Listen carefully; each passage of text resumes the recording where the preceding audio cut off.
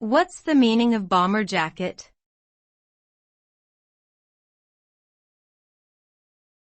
Bomber jacket.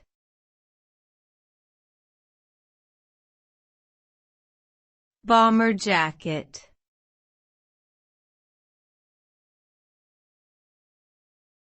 Bomber jacket.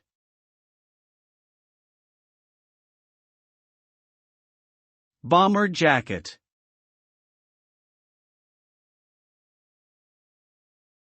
A bomber jacket is a type of short, waist-length jacket with a zippered front and elasticized waist and cuffs. The style originated in the military and was known as a flight jacket worn by pilots during World War II.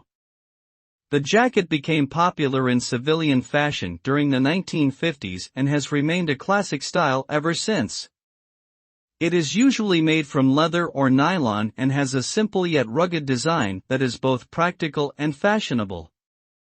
Today, bomber jackets come in a wide variety of colors and materials, and are worn by people of all ages and genders as a versatile outerwear option.